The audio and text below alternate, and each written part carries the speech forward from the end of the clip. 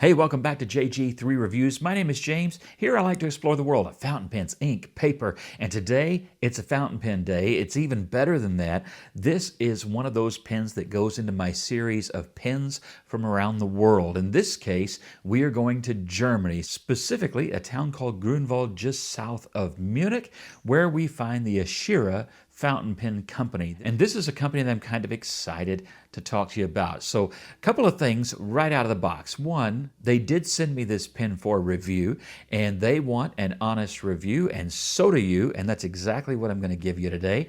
And I got to have a conversation with a couple of the founders, co-founders of the company, and I can tell you, it's a small business with some really passionate people behind it about pens, about sustainability, and about crafting a product that you can be proud of and use for a long time. So this is a pen that I would also say is a buy it for life pen. Some fountain pen collectors like to collect all different kinds of pens. I kind of fall into that category, right? But others are, I just want one or two and I want them for life and done. And really, this pen was meant especially for that case. A pen that can be your pen for life. Buy it for life, use it for life, and enjoy it for life. And so that's kind of the target market for this pen. And I think that's cool. And you know, we ask ourselves sometimes, if I only had one pen, what would it be? For some people, I think this definitely could very well be the answer. I'm excited about it because of the way that it's made and what their priorities were.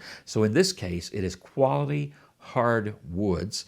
It is a minimalist, beautiful design, and it is titanium hardware. And in this case, a gold nib, platinum also available. Really good materials, well crafted, well done, made there in Germany. So I'm excited to dig into this. So let's go ahead and spin that camera and take a closer look at this pen. All right, before we get into the design of the pen, let's talk about the packaging. So it comes in a hardwood case that is absolutely beautiful. Now, a lot of the time, I don't really care that much about the boxes that a pen comes in. I present them to you so that you know what you're going to get, but I don't really care all that much. As long as it's well protected and well sorted, then that's the way I like it. If I'm going to give it as a gift, well, then I care more if it makes for a nice presentation, something like that.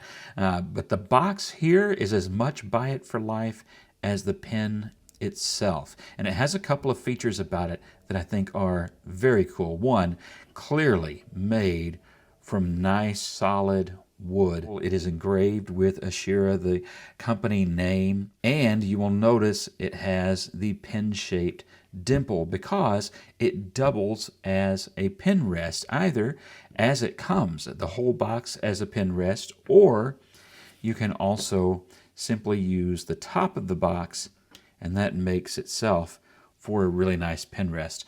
And this, of course, does not have a clip, and it does not have a roll stop. I'm using the pen as a desk pen, and it is a wonderful desk pen, especially coupled with the rest. And I like that a lot.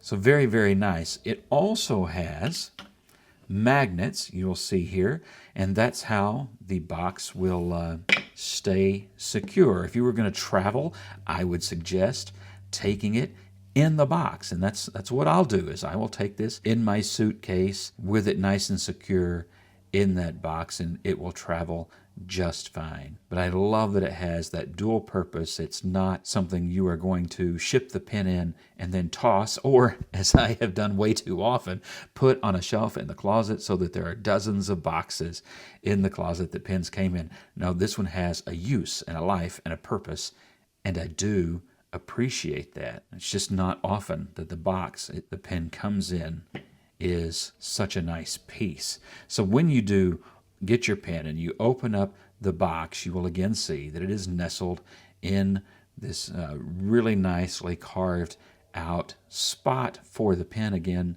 magnets holding that together. Just, again, all of it well thought out and very well done. But the pen, that's really why we're here, right? And that's the pen. This one is in holly, which is a really high grade hardwood, fine grains, very light in colors. Now, I'm usually more drawn to dark woods like this. When they first approached me about reviewing a pen and asked if I had a certain one in mind, I told them, listen, y'all pick. Send me what you want to send me, because I was having a hard time choosing. And I really have come to like this holly wood. It's a really pretty color. It also, by the way, complements, and talking about pen rests, I have this Pen BBS resin pen rest that I keep here on the desk already. And it actually, I don't know if it'll come through on camera, but it's really quite a nice match to that. But the wood, very, very nicely done. Now you will notice it is in that tapered down conical shape, and the turning has been done very, very well. The lacquering is done very well. Nice and smooth. This is handcrafted in Germany. It comes down to a point at both ends. As I said, it's a minimalist design, but elegantly done. And these pen companies that like to do minimal, that's really more of a challenge maybe than it seems, because to make something that is minimalist and attractive isn't always so simple. Sometimes some approaches to minimalism oversimplify, and they don't have that much design. But I'm thinking, for example, this pen or the And Hand, the Lamy 2000 as well. Minimalism done well looks really good, and this one does. The hardware is titanium and like a third of a turn. It's triple threaded. It just goes on and off very quickly and very nicely. You can see that those threads are very well machined, and I love how quickly the cap will just go on and off and you're writing. I like that. Very, very quick, very, very simple. Now there is no cap liner in there. You will see maybe on camera that looks like a cap liner. That's actually where there is a bevel, and the interior of the cap narrows to provide a seal here. And that's worked pretty well for me. Only after about a week with Jayarbon's Lidete did I have a little bit of a dry start, but later on I washed the pen out and switched to Iroshizuku Tsuki Yo, which is what is in the pen now, and haven't even had that issue. Brown inks dry out a little bit quicker than blue inks, just in general. Maybe not all, but in general. And so I switched colors to kind of see if that was maybe just the ink. Now the grip section, again, titanium. It is smooth, but I don't find it, at least for me, especially slippery. It does have a taper down, but it's a long grip. You can find the spot that is for you. And then you come to that nib. And looking at that nib, it is an unengraved, a minimal nib. All that is here is the 14 karat 585, marking that this is a gold nib. You can, however, have these engraved with a word, a name, a phrase, something like that, like you would a nice watch. Well, you can do that. That's part of their customization that's available. It is a cartridge converter pen.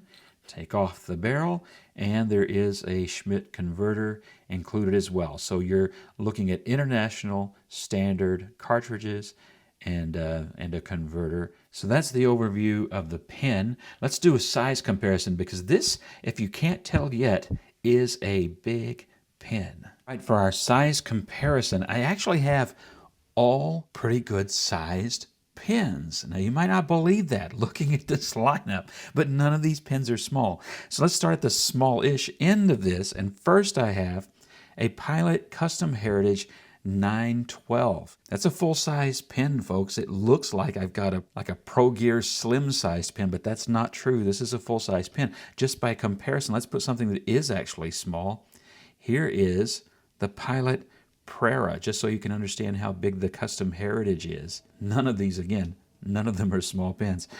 So if you consider this a normal-sized, full-size fountain pen, that's what you should see. And then you go to a Leonardo Momento Zero Grande 2.0, which is a good-sized pen. pen. This is not a small pen. It's a big pen. Still looks quite small compared to this Aeon. And then I have this Ebonite Denoble pen, which again, large pen, bigger than the Momento Zero Grande. So this is extra grande. It's a venti sized pen. And then finally that Aeon, which is nearly, not quite, but nearly 7 inches long. So it's a big pen. Now it's not heavy. It weighs about 31 grams, a little bit over an ounce. It's not a heavy, cumbersome pen to write with. Very well balanced.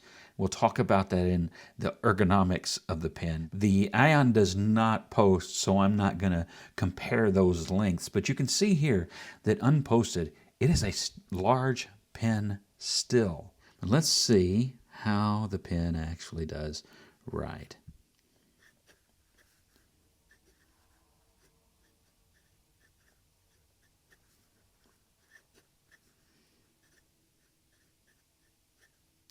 I will tell you, really, really smooth. Sometimes I'll say, it's very smooth. Not buttery smooth, but smooth. No, this, buttery smooth.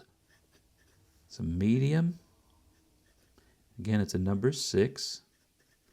And this one is a gold nib. Not only is it ground well, but wetness is good. There is just a little bit of springiness. You can get a little bit of line variation without even really trying all that hard. Ink today is a Roshizuku, and it is the Tsuki Yo. Just really like this ink too.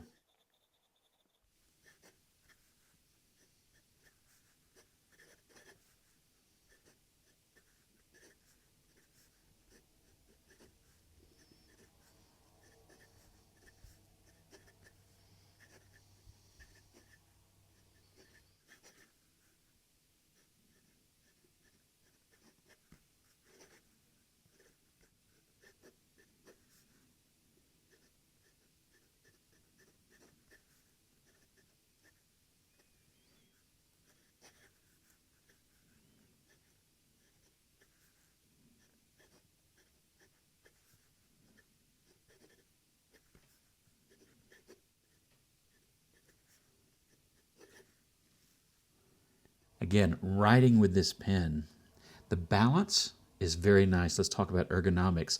Easy to find a comfortable spot, I think, on that section because of its length and the taper. There is a step down there if you're way back up there, but again, there's a long enough section that should not really be an issue. And all of this is really nicely machined. But the pen, even if you have larger hands, is going to be long enough. I think you're going to find a great spot. It's going to rest in your hand nicely. The fact it doesn't post, not a big deal, especially if, like me, you're using this as a desk pen. Just very, very nice in the hand. And one of those pens that kind of makes you want to find an excuse to write things with, and especially the nib. I will tell you, I already liked the nib. I had used it on the Kinbor paper on some Tomoe River paper. Really, really nice. And this ink also really great on both those papers. But then when I came to the Rhodia paper, I know what to expect on this paper because I write on it with every pen that I own, every pen that I review. And so it's a common ground thing when I go from pen to pen. And I don't have many pens that write so nicely on this paper. It really, something about the nib. The nib is well ground. This is a nice medium. Just really, really good. I've got a couple others that are just as good. Probably, I guess what I would compare it to, what came to mind immediately, is the gold nib in my Pilot Custom Heritage 92. It's also a medium, and so if you're familiar with the way that pen writes, the materials, the size, the weight, all very, very different from that Pilot. But the nib, I think that's probably the closest that immediately came to mind in terms of how it writes. And so for some of you with experience with that medium nib, that'll give you a good idea. All right, I've talked, and that may affect this test a little, but let's do the speed test and see if that feed will keep up with some fast writing. This is real time. I don't think I'm seeing any problems with the pen. No, little thin spot there, but overall, keeps up nicely. It's been writing great. I've had no issues with the pen. Really, really enjoy writing with it. Now you will notice, let's do positives and negatives, right? This is going to be true not just of this pen, but every pen without a roll stop or a cap. You're going to have that. And that, again, is why you have that box on your desk, right? To keep that nice and still so that it's not going to roll away. Now, if you're carrying the pen with you and you don't have the box or any other pen rest, keep that in mind. It can roll off a desk. But if you're here at the desk and you've got that handy, you're great. Or if you got a little pen rest maybe that you keep in your pen case to take with you for such a thing as that. That would be, I guess, my only niggle. I have not had issues with the pen. I don't have anything about it that just stood out as bad. It wrote from the very first inking very, very well. The only dry out, if you want to call it that, was after I let it sit for a week with an ink that I know dries out in pens that don't have dry out problems. So there was a little bit of that, but even that was not bad. Quick dip in distilled water and it just ran like a dream again, no issue. So the pen wasn't clogged. There was nothing like that. I think that was mostly a function of the ink because it hasn't been an issue with the Tsukiyo. I've not had any dry out here with this ink. So that's there. I'll let you think about that. Sometimes wooden pens do dry out. I think they've done some things to help mitigate that, and certainly it's not been an issue. If I pick this up tomorrow morning, I'm not even going to think about it. I love the materials. Again, the holly is really, really nice. It is a pretty pen. If you like a light color, this is really pretty. Some of those others like the maple or the olive, I think those really, really beautiful. And the maple, I'll throw up a picture here, reminds me of the wood in, say, a 60s Mercedes or a vintage Jaguar. Just really beautiful woods like that in the dashboards of older cars. I think that looks really, really cool. And so some of those pens and those woods, they remind me of that. And I could see where that would be a great appeal. I think, again, the olive, a much more unusual wood to see a pen in, and I like it. Looks really good. And this holly. Now let's talk about price. The price is going to be a barrier of entry for a lot of folks. I know that. It's not an inexpensive pen. This one, at the time that I am recording this, the MSRP is $860. Some woods are going to cost more on top of that. The platinum nib would cost, I think it's $50 more. There's a lot going into that. It is handcrafted in Germany. It is not a precious resin, which is, code for expensive plastic. This is actual natural wood. It is sustainable. And in fact, when you buy the pen, a tree is planted to resupply that wood. So all of that goes into it. Of course, titanium is not inexpensive. Holly is not an inexpensive hardwood. And gold, I don't know if you saw this, but the week that I'm recording this was bumping $5,000 an ounce, which is just insane. And so that's been hitting all the pen manufacturers on the cost of nibs and things like that. But you are getting heirloom quality in this pen. It's a buy it for life sort of a pen. Even the box is buy it for life. Fine furniture grade, wood and craftsmanship. And you don't find those things at Walmart, right? This is something much better than that. And something I think that a lot of us can appreciate. Those who can afford it and those who can't, both can still appreciate the craftsmanship that's involved here. Now, one of the ways that I try to wrap my head around the price when a pen is really expensive is to think about it this way. This is cheaper than an iPhone. Cheaper than an iPhone. How many phones have you bought, whether it's a Samsung, an iPhone, or whatever, over the years? And this is the price of one of those phones. You keep your phone for one cycle, you've paid for this pen. That sounds crazy, but it's true. And in truth, that phone's going to go out and be long gone, and 5 phones from now, you'd still be writing with this pen. So it's just, if you put it in that perspective, we do spend that kind of money on other things, and sometimes are they worth as much or are they worth more or whatever? Kind of like beauty, it's in the eye of the beholder. But if it's a buy it for life item and you're not hoarding or maybe you're not collecting a lot of pens, you just want one or two, well, then maybe you can think about that a little bit differently. But that's all up to you. Those are all personal decisions, and sometimes they're decisions that are made not necessarily by the way we wrap our mind around them, but by what we do or don't have at the time. And believe me, I understand that all too well. Anyway, I just thought I would share that with you. But what do you think about the pen? If you've got questions about it, please ask those in the comments. I'll answer whatever I can. If you have one, I'd love you to share your experiences about it. And what do here's a question of the day. What do you think about the whole buy it for life movement? That's a movement out there, and there are good arguments for it. We can come up with all kinds of reasons not to do it or to do it, but I'm curious, what do you think? In the fountain pen context, buy it for life, is that something that appeals to you? Is it something that you think could challenge you to think about your pens more differently? Share that in the comments below.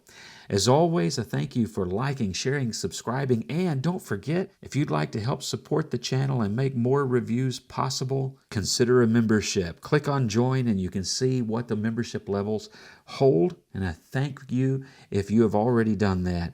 And as always, God bless you. I hope that you have an absolutely wonderful week.